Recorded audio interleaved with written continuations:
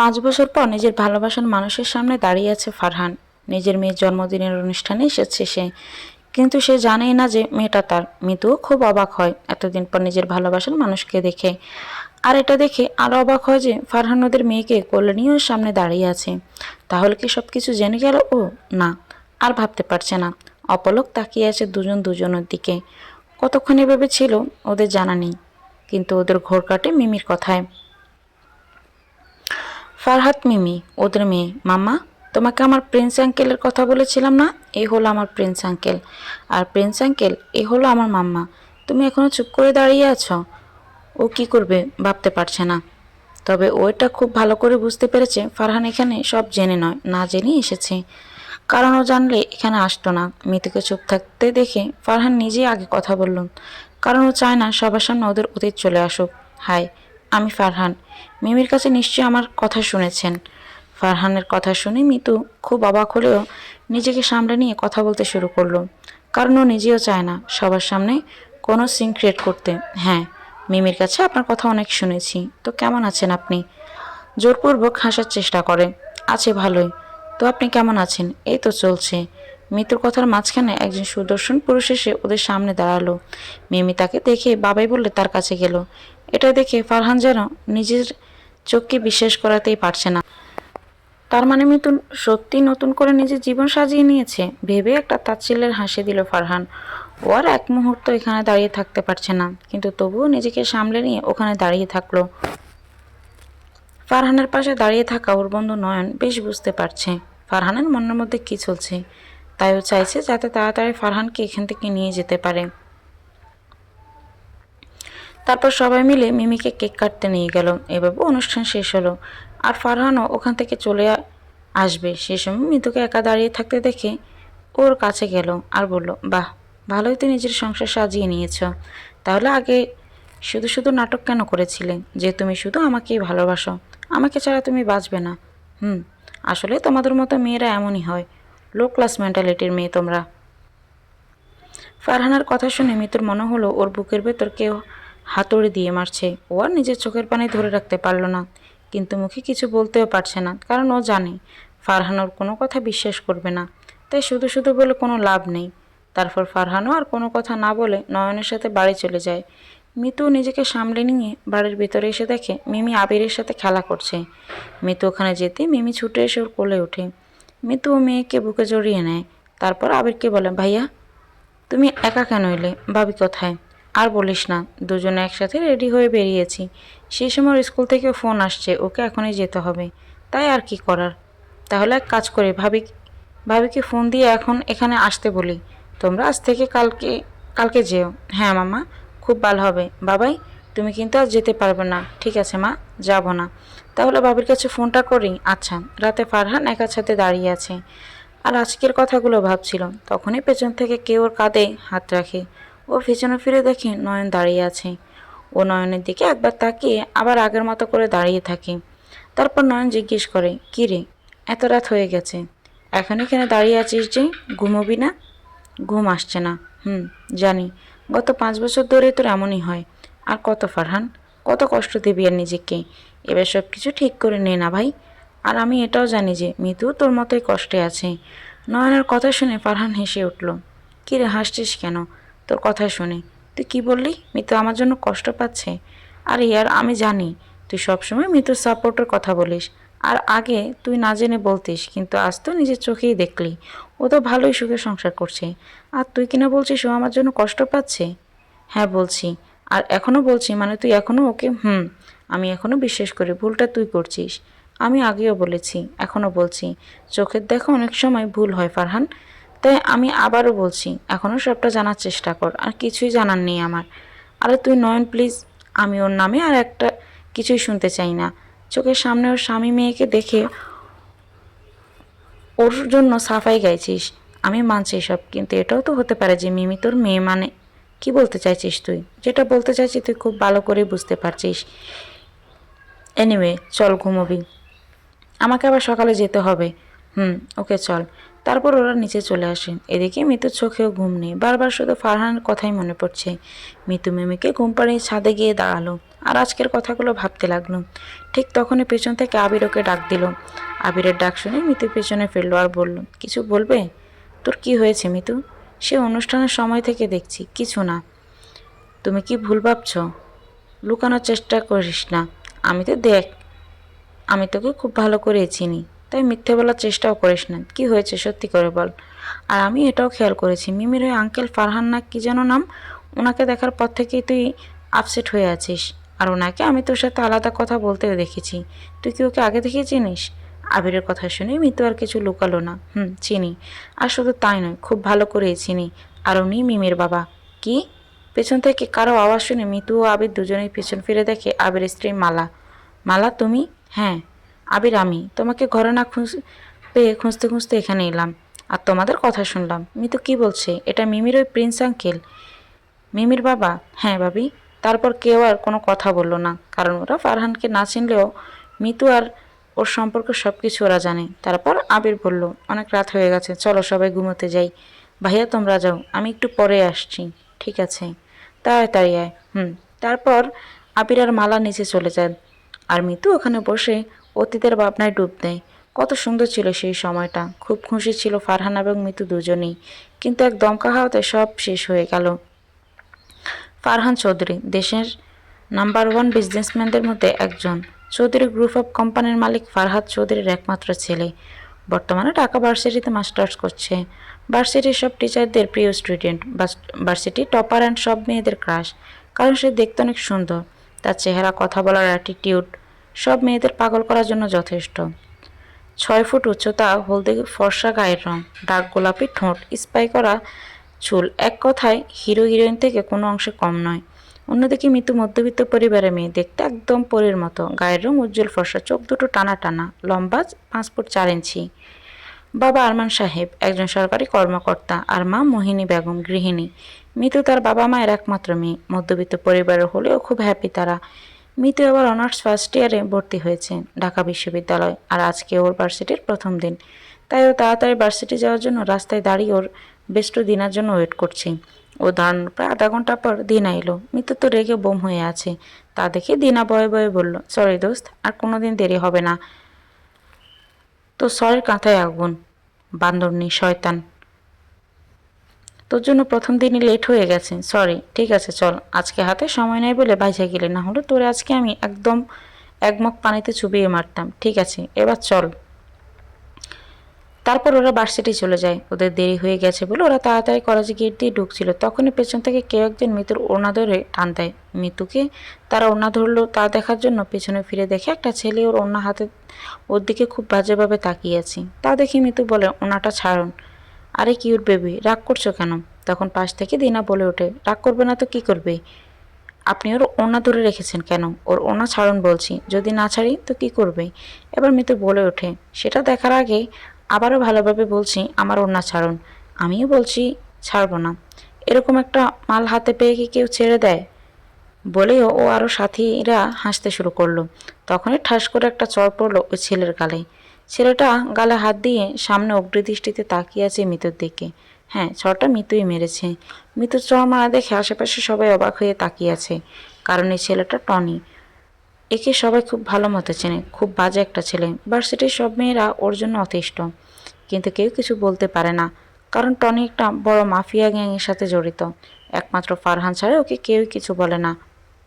মিতু চর খেয়ে টনি তো খুব রেগে যায় আর বলে, তোর এত বড় সাহস, তুই আমার গায়ে হাত তুলেছিস? টনির গায়ে? আমার ক্ষমতা সম্পর্কে তোর কোনো ধারণা আছে? আজ দেখ আমি তোর কী অবস্থা করি। বলে যেই না ওর ওড়নাটা ধরে সম্পূর্ণ টান দেবে, তখনই ফারহান এসে টনির নাক বরাবর একটা ঘুষি মারল আর টনি ছিটকে গিয়ে নিচে পড়ল। একটু আগে এদিকের অবস্থা দেখে ফারহানের একজন বন্ধু ফারহানকে গিয়ে খবর দেয় যে টনি একটা মেয়েকে আবার টিজ করছে। এটা শুনে ফারহান খুব রেগে যায়, কারণ টনিকে এতবার বারণ করার পরেও টনি আবার এসব শুরু করেছে। তারপর ফারহান ওখানে যায় আর ওকে মারতে শুরু করে।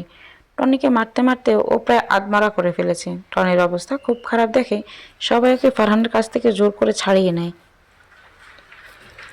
টনি তো ছাড়া পেয়ে ছুট, সাথে ওর চেলাগুলো। ফারহান টনি চলে যাওয়ার পর নিজের রাগ কন্ট্রোল করে মিতুর সামনে গিয়ে দাঁড়ায়। মিতু ওকে দেখে বলে, অনেক ধন্যবাদ আপনাকে। আজ আপনি না থাকলে কী যে হতো। It's okay, it's my duty. তারপর ফারহানের সাথে কথা শেষ করে মিতু আর দিনা ক্লাসের দিকে যায়। আর ফারহান সে তো অপলক তাকিয়ে আছে মিতুর যাওয়ার দিকে। মুহূর্তে যেন ওর চোখ দুটো আটকে গেছে মিতুর সৌন্দর্যে।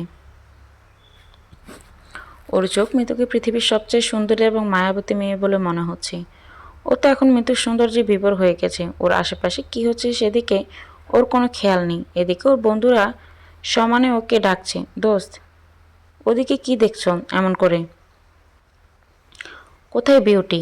বন্ধু, আমরা তো কাউকে দেখতে পাচ্ছি না। স্বপ্ন দেখছো বুঝি? তাই না বলে সবাই একসাথে হেসে উঠল। এবার ফারহানের ঘুর কাটলো যে ও এতক্ষণ কী করছিল। তারপর আবার ওর বন্ধু নয়ন বলল, কি ব্যাপার বন্ধু, প্রেমে পড়লি নাকি? নয়নের কথা শুনে ফারহান বলল, এরকম একটা মায়াবতীকে দেখলে যে কেউ প্রেমে পড়ে যাবে রে।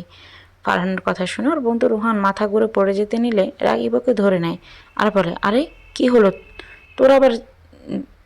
আরে এটা শুন যে আমি ফারহানের কথা শোনার পরেও এখনো বাইজে আছি কি করে? তুই শুনলি না ফারহান কি বললো? ও নাকি প্রেমে পড়ছে, এটাও সম্ভব? ওর কথা শুনে ফারহান তো রেগে ওকে মারতে শুরু করে। শয়তান, কি বললি তুই? প্রেম কি শুধু তুই একা করতে পারিস নাকি দোস্ত? বিশ্বাস কর, আমি তা বলিনি। মানে তুই তো কোনো মেয়ের দিকে তাকাসই না, আর হঠাৎ এই মেয়ের প্রেমে পড়ে গেলি। হেল লাগিয়ে বলছিলাম। আচ্ছা বাদ দে, তুই এত দিনের কাউকে পছন্দ করেছিস, এতে আমরা সবাই খুশি। এখন তুই শুধু বল তোর কি হেল্প লাগবে। ভাবিকে পটাতে আমরা জান দিয়ে দেব তোর প্রেমের লাইগা, কি বলিস সবাই? একদম। তার উপর ওরা ওদের কাজে চলে যায়। এদিকে মিতু ক্লাস শেষ করে বাড়িতে চলে আসেন। তারপর রাতে খেয়ে দিয়ে ঘরে গিয়ে শুয়ে পড়ে, কিন্তু কিছুতেই ঘুম আসছে না। ওরও বারবার ফারহানের কথাই মনে পড়ছে। কি মায়াবী চেহারা, কথা বলার অ্যাটিটিউড, তাকানোর স্টাইল, সব কিছুই যেন একদম মন কেড়ে নেওয়ার মতো। ও কিছুতেই পর মাথা থেকে ঝেড়ে ফেলতে পারছে না। প্রথম দেখাতেই ফারহান যেন মিতুর মনটা কেড়ে নিয়েছে। এসব ভাবতে ভাবতে একসময় ঘুমিয়ে পড়ে। তারপর সকালে উঠে আবার রেডি হয়ে নাস্তা করে ভার্সিটি চলে যায়। মৃত্যু ভার্সিটি পৌঁছে দিনার জন্য ওয়েট করতে থাকে। কিছুক্ষণ পর দিন আসলে আবারও কালকের মতো ওকে ইচ্ছা মতো ঝেড়ে নেয়। আর বেচারি দিনা চুপচাপ সব হজম করে নেয়। কুত্তা পিলাই, ডাইনির মা, তোকে তো পিস পিস করে কেটে তেলাপোকার খাবার বানাতে ইচ্ছে করছে। শয়তানি, আজকে তুই দেরি করে আসলি? জানিস কতক্ষণ ধরে এখানে একা একা বসে ওয়েট করছি আমি? সরি বান্ধবী, আর হবে না। ঠাস করে একটা চড় পড়লো দিনার গালে, আর দিনা গালে হাত দিয়ে অসহায় চোখে মৃত্যুর দিকে তাকিয়ে আছে। প্রতিদিনই এক কথা বলিস, আর যদি কোনোদিনই একই কথা বলিস না, সেদিন বুঝবি। তাই বলে তুই আমাকে মারলি? হ মারলাম। এবার চুপচাপ আমার সাথে চল, না হলে আবার মার খাবি। কথা শুনে দিন আর কোনো কথা না বলে মিতুর পেছনে পেছনে যেতে থাকে, কারণ ওর আর মার খাওয়ার কোনো ইচ্ছে নেই। ওরা ক্লাসের দিকে যাচ্ছিল। তার পাশে ফারহান আর তার বন্ধুরা বসেছিল। ওর বন্ধু রোহান মিতুকে দেখতে পেল আর ফারহানকে বলল, দোস্ত ভাবি আসতেছে। কোথায়? সামনে তাকা। রোহানের কথা শুনে ফারহান সামনে তাকালো, আর মিতুকে দেখে আবার চোখ দুটো মৃত্যুতেই আটকে গেল। ও যেন আজ নতুন করে আবার মৃত্যুর প্রেমে পড়ে গেল। ফারহান ভেবে পাচ্ছে না যে এই মেয়ের মধ্যে এমন কী আছে। ও যতবারই ওর সামনে আসছে মনে হচ্ছে আবার নতুন কোনো রূপে ওকে দেখছে। যতই দেখছে ততই যেন ওর মনে তৃষ্ণা আরও বেড়ে যাচ্ছে। মিতু আজকে সাদা আর হালকা গোলাপি মিক্সি একটা 3 পিস পরেছে, যাতে ওকে আরও বেশি সুন্দর লাগছে। ফারহানকে ওভাবে তাকিয়ে থাকতে দেখে ওর বন্ধুরা বলল, দোস্ত শুধু কি এভাবে তাকিয়েই থাকবে, নাকি মনের কথাটাও বলবে? পরে দেখা গেলো তুমি ওকে শুধু এভাবে দেখতেই থাকলে, আর অন্য কেউ এসে তোমার পাখিকে নিয়ে উড়াল দিবে। এই চুপ কর তোরা, ও শুধু আমার। আর কেউ যদি ওর দিকে হাত বাড়ানোর চেষ্টা করে, তার এমন অবস্থা করব না। ওদের কথার মাঝেই মিতু আর দিনা ক্লাসে ঢুকে গেল। এই যা, চলে গেল। হ, বেশি বিপদ থাকলে এভাবেই চলে যাবে। তাই তো বলছি, সময় থাকতে সব বলে দাও। বলবো তো অবশ্যই। তারপর ফারহান ওয়েট করতে থাকে কখন মিতুর ক্লাস শেষ হবে আর কখন বের হবে। তারপর মিতু আর দিনা সবগুলো ক্লাস শেষ করে বেরিয়ে আসে। তখনই ফারহান এসে ওদের সামনে দাঁড়ায়। হাই। আরে আপনি কেমন আছেন? ওয়েল, তা আপনি কেমন আছেন? আমিও ভালো আছি। তা মিস, এই দেখুন না, আপনার নামটাই তো শোনা হলো না। আমি মিতু। আর আপনার নাম? Mitu, wow nice name. Anyway আমি ফারহান। তো আপনারা কি বাসায় যাচ্ছেন? জি। ও, তাহলে আমার সাথে যেতে পারেন, আমি ড্রপ করে দিচ্ছি। নো থ্যাঙ্কস, আমরা যেতে পারবো। আসছি। বাই। ওকে। বাই। তারপর মিতু আর দিনা যার বাসায় চলে গেল। এভাবে কিছুদিন পার হয়ে গেলে আর এর মধ্যে ফারহানের সাথে মিতুর সম্পর্কটা আগের থেকে অনেকটা এগিয়ে গেছে। আর মিতু আর ফারহানের এমন মেলামেশা দেখে একজন জরুরি পড়ে বোম হয়ে যাচ্ছে। সে হলো টিনা। বড়লোক বাবার মেয়ে টিনা খুব জেদি আর অহংকারী। মিতুর সাথে সেম ইয়ারে পড়ে। স্টুডেন্ট হিসেবে খুব একটা ভালো না, কিন্তু বাবার টাকার জোরে কোনো রকমে ক্লাসে ওঠে। ওহো, ফারহানকে ভালোবাসে। অবশ্য সেটা ওর ভালোবাসা নাকি মোহ, সেটা ওই ভালো জানে। কিন্তু কিছুতেই মেনে নিতে পারছে না যে ফারহান ওর সামনে মিতুর সাথে এভাবে মিশবে। কারণ ও ফারহানকে প্রপোজও করেছিল, কিন্তু ফারহান ওকে রিজেক্ট করেছিল। এই জন্য ওর জেদটা আরও বেশি। তাই ও কিছুতেই ফারহানের সাথে মিতুর সম্পর্কটা ঠিক থাকতে দেবে না।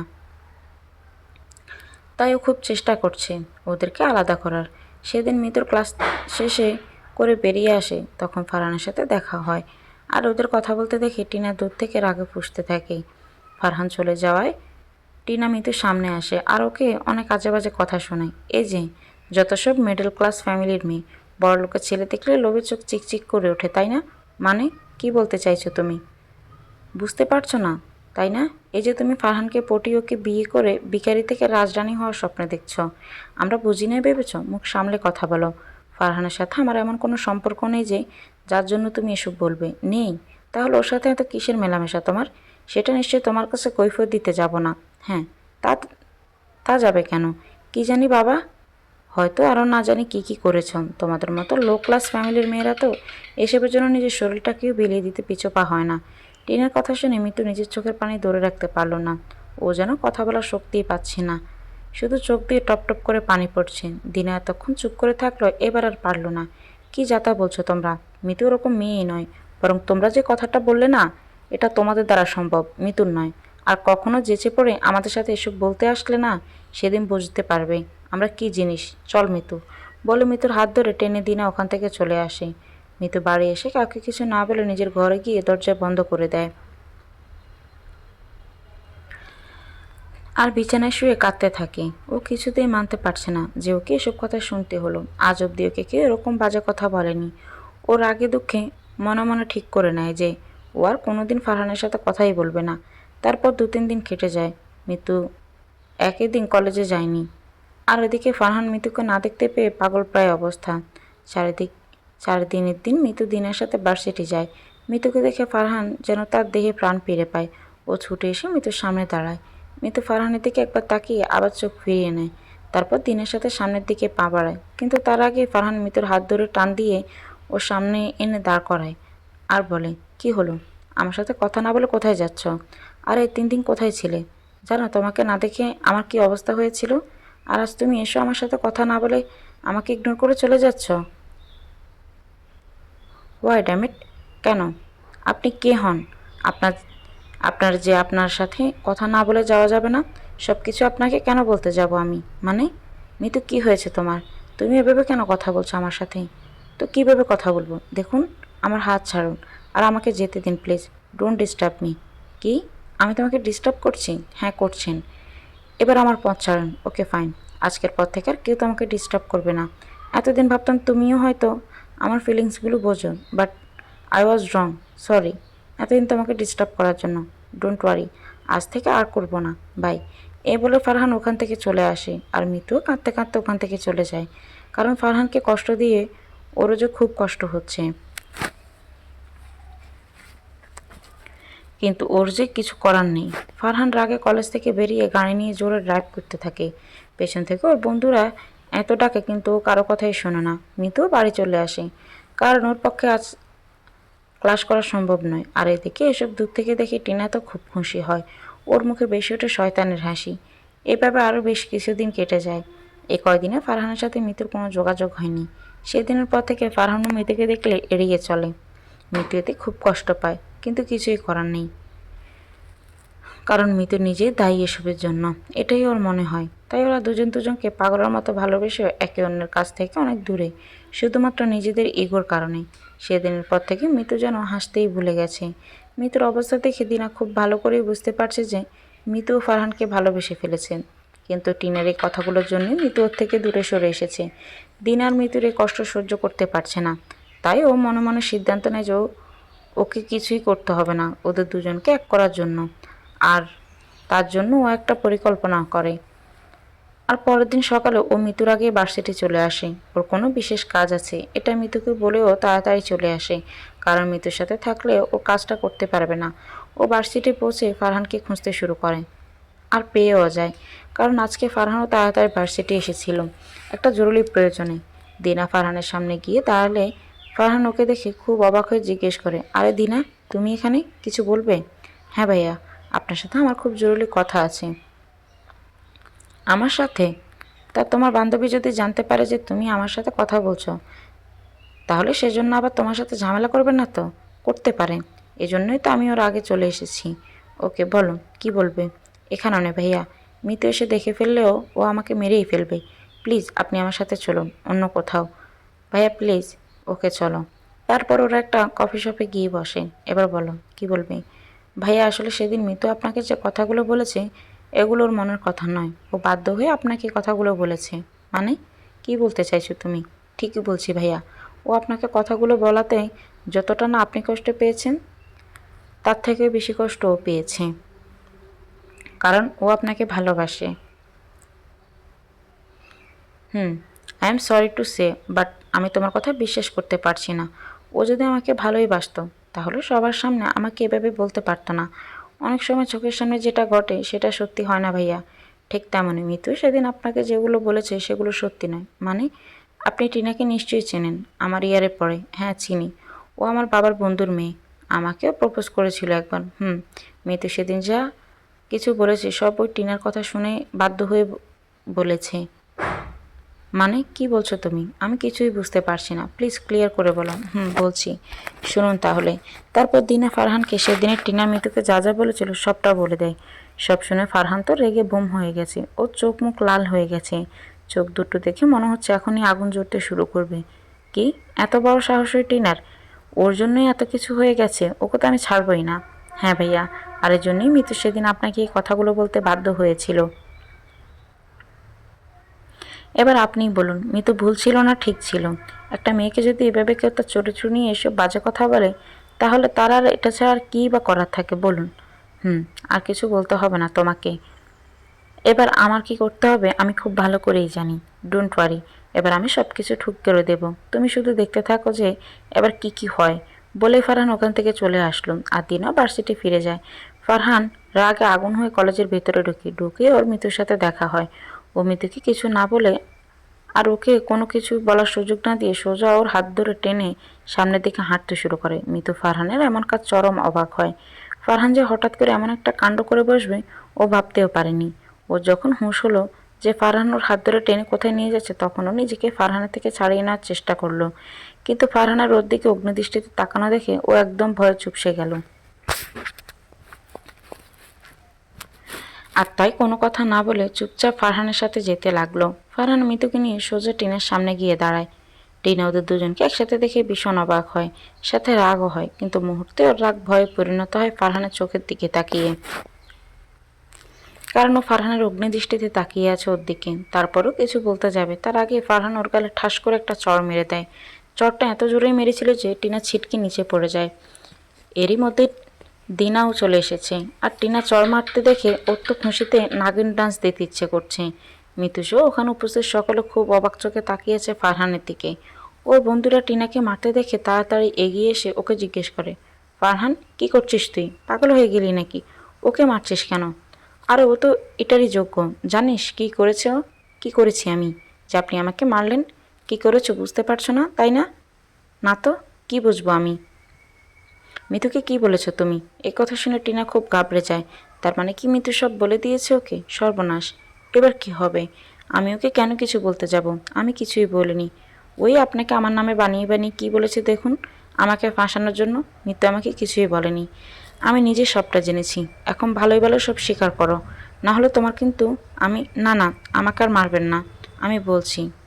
বলো। আমি সেদিন মিতুকে অনেক বাজে কথা বলেছিলাম, এই জন্য সেদিন আপনার সাথে এরকম ব্যবহার করেছিল। আজকে সবার সামনে তুমি ওর কাছে ক্ষমা চাইবে, না হলে না, আমি ওর কাছে ক্ষমা চাইব বলে মিতুর সামনে যায়। মিতু, আমার ভুল হয়ে গেছে, প্লিজ তুমি আমাকে মাফ করে দাও বলে ওর পা ধরতে যায়। আরে আরে, কি করছো? ওঠো বলছি, আগে বলো তুমি আমাকে মাফ করেছ? করেছি, তুমি যাও। ঠিক আছে, তাহলে আমি আসি। তারপর টিনা আর ওর বন্ধুরা ওখান থেকে চলে আসে। আর এদিকে ফারহান মিতুর সামনে গিয়ে ওকে ঠাস করে থাপ্পড় দিল। মিতু গালা হাত দিয়ে অবাক চোখে তাকিয়ে আছে ফারহানের দিকে। মিতুকেও মারতে দেখে দিনাসহ ওর বন্ধুরা খুব অবাক হয়। ওরাও এগিয়ে এসে বলে, আরে ফারহান কী করছিস ভাই, মিতুকেও মারছিস কেন? তো কি করব, ওকে তো শুধু একটা চড় মেরেছি, ইচ্ছে তো করছে ওকে খুন করে ফেলতে। আমি আবার কি করলাম? কি করেছো মানে? এসব কথা এতদিন আমার কাছ থেকে কেন লুকালে? স্টুপিড কোথাকার, তোমার কোনো ধারণা আছে এই কয়দিন আমার কীভাবে কেটেছে? তোমার সাথে একটা দিন কথা না বলে তোমায় না দেখলে আমার নিঃশ্বাস বন্ধ হয়ে যায়। আর তুমি ইচ্ছে করে আমার থেকে এত দূরে থেকেছ, কিন্তু আমি ইচ্ছে করে কিছুই করিনি। আমি তো অফকোর্স ইচ্ছে করে করেছ। তুমি যদি সেদিন আমাকে সবটা বলতে তাহলে আজ এদিন দেখতে হতো না। স্টুপিড। মিতু আর কিছু বলল না, কারণ ও বুঝতে পারছে যে ওর ফারহানকে সবটা বলা উচিত ছিল। আর এখন কিছু বললে যদি আবার চড় মারে। তাছাড়া ফারহানের এই রাগী চেহারা দিকে তাকিয়ে মিতুর যেন হাত পা কাঁপছে, কারণ ও ফারহানের এই ভয়ঙ্কর রূপও আগে কোনোদিন দেখেনি। এই জন্য এক নতুন ফারহানকে দেখছে ও। কি হলো, এখন চুপ করে আছো কেন? সরি, আর কোনোদিন এমন হবে না। আমাকে আর মারবেন না প্লিজ। মিতুর আমার কথা শুনে ফারহানের সব রাগ যেন এক নিমিষেই শেষ হয়ে গেল। মিতির এই ভীতু ভীতু চেহারা দেখে ওর খুব হাসি পাচ্ছে, কিন্তু তবু মুখে গম্ভীরভাবে এনে বলল, মনে থাকবে তো? আর কখনো আমার কাছে কিছু লুকোবে না। একদম না। সব তো ঠিক হয়েছে, কিন্তু তুই তোকে প্রপোজই করলি না। এই নে ফুল, আজকে সবার সামনে তুই মিতুকে প্রপোজ করবি। নে ধর। ফারহানও হেসে ওদের হাত থেকে ফুলটা নিয়ে হাঁটু করে মিতুর সামনে বসলো। মিতুর তো লজ্জায় মাটিতে মিশে যেতে ইচ্ছে করছে, কিন্তু এই ছেলে দেখো কি সুন্দর সবার বলার সাথে সাথে বলা শুরু করলো, কেমন ডোন্ট কেয়ার ভাব নিয়ে, যেন ওর আশেপাশে আর কেউই নেই। তারপর ফারহান বলা শুরু করলো, জানি না লোকে কীভাবে তার ভালোবাসা অনুভূতি প্রকাশ করে। আমি এত সাজিয়ে গুছিয়ে কথা বলতে পারি না।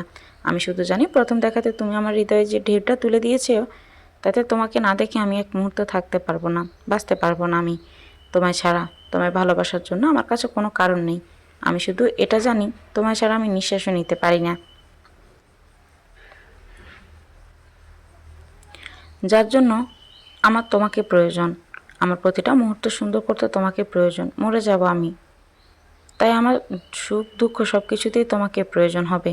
তুমি কি আমার সুখ দুঃখের সাথী হবে? থাকবে সারা জীবন আমার সাথে? মিতু অবাক চোখে পারহানের দিকে তাকিয়ে আছে। আর এদিকে সবাই মিতুকে হ্যাঁ বলতে বলছে। তারপর মিতু মিষ্টি হেসে মাথা দুলিয়ে সম্মতি জানিয়ে ওর হাত থেকে ফুলটা নিয়ে নিল। আর ফারহানও একটা তৃপ্তির হাসি দিয়ে উঠে দাঁড়ায়। তারপর সবার সামনে মিতুকে যে গালে চড় মেরেছিল সেই গালে কিস করলো। মিতু তো লজ্জায় শেষ। কি শুরু করলো এই ছেলেটা? সরি, তখন চড়টা মারার জন্য। এদিকে সবাই হাততালি দিয়ে ওদের দুজনকে বাহবা জানাচ্ছে। এই ঘটনাগুলো দূর থেকে একজন দেখছে আর রাগে ফুসছে। সে আর কেউ নয়, টিনা। টিনা, তুই এত অপমান মুখ বুঝে সহ্য করলি? কিছুই বলবি না ওদের? হ্যাঁ টিনা, তৃষা তো ঠিকই বলেছে। তুই সব কিছু এত সহজে মেনে নিবি? দাঁড়া না, কে বললো আমি সব কিছু মেনে নেব? আমার এই অপমানের প্রতিশোধ তো আমি নেবই। আমাকে অপমান করা, তাই না? ওদের জীবনটাকে যদি নরক বানাতে না পেরেছি, তাহলে আমার নামও টিনা নয়। তারপর ওরা সব ওখান থেকে চলে আসে। মিতু বাড়ি এসে আজ খুব খুশি খুশি লাগছে ওকে। ওর এখনো বিশ্বাসই হচ্ছে না এসব। ও শুধু বারবার ফারহানার কথাই মনে পড়ছে। মিতুর বাবা মা এতদিন পর মেয়েকে খুশি দেখে ওরা খুব খুশি, কারণ এ কয়দিনে ওরা মিতুকে হাসি তো দূরের কথা, প্রয়োজন ছাড়া ওদের সাথে কথাও বলতে দেখেনি। এ নিয়ে ওর বাবা মা দুজনের খুব টেনশনে ছিল, কারণ একমাত্র মেয়ে বলে মিতুকে ওরা অনেক যত্নে মানুষ করেছে, কখনো কোনো কষ্ট পেতে দেয়নি। আর এখন সে মেয়ের কী এমন হলো যে এতটা চুপচাপ হয়ে গেছে, মুখে হাসি নেই? এ নিয়ে খুব চিন্তায় ছিল। কিন্তু আজ এতদিন পর মেয়েকে আবার আগের মতো হাসি খুশি দেখে ওরা খুব খুশি। মিতু রাতে ওর ঘরে বসে পড়ছে, তখন ওর বাবা আসলো। মামনি, আসবো? হ্যাঁ বাবা, এসো। এত পারমিশন আর কি আছে? মিতুর বাবা হেসে মেয়ের পাশে গিয়ে বসলো। কিছু বলবে আব্বু? তেমন কিছু না, দেখতে এলাম আমার মাটা কি করছে। ও, তবে আজকে আমার মামুনি যে খুব খুশি। হ্যাঁ বাবা, আজকে আমি সত্যি খুব খুশি। খুশি হলেই ভালো। আমরাও চাই যে তুমি সবসময় এরকম হাসি খুশিয়ে থাকো। তোমার কোনো কিছুতে মন খারাপ হবে, কষ্ট পাবে, এটা যে আমরা সহ্য করতে পারবো না মা। তুমি এখন বড় হয়েছো, তাই তোমার সব কিছুতে ইন্টারফেয়ার করতে পারি না আমরা। তাই সব কিছু জানতেও চাইবো না যে কেন এতদিন তোমার মন খারাপ ছিল। যদি তোমার বলতে তোমার আপত্তি না থাকে, শুধু এতটুকুই বলবো, সবসময় এরকম হাসি খুশি থেকো মা। আর কোনো সমস্যা হলে নির্দ্বিধায় আমাদের সাথে শেয়ার করতে পারো মা। ছোটবেলা থেকে তোমার কোনো ইচ্ছেই অপূর্ণ রাখিনি, আর ভবিষ্যতেও চেষ্টা করব। হুম, আমি জানি বাবা, তুমি আমার সব ইচ্ছেই পূরণ করবে। আমার বাবা মা পৃথিবীর বেস্ট। আই লাভ ইউ বাবা, বলে ওর বাবাকে জড়িয়ে ধরে। এবার পিছন থেকে ওর মা এসে বলে, বাবা, বাবা মেয়ের কি ভাব দেখো। আর আমি যেন বানের জলে বেশি এসেছি, আমাকে কেউ ভালোই বাসে না। আরে মাদার বাংলাদেশ, রাগ করছো কেন? আমি তোমাকেও ভালোবাসি, কিন্তু বাবার থেকে একটু কম। আমি তোমাদের দুজনকেই খুব ভালোবাসি। তারপর ওরা ডিনার করে ঘুমিয়ে পড়ে। সকালে উঠে আবার কলেজে যায়। ফারহানের সাথে ঘোরাঘুরি, এভাবেই বেশ অনেক দিন কেটে যায়।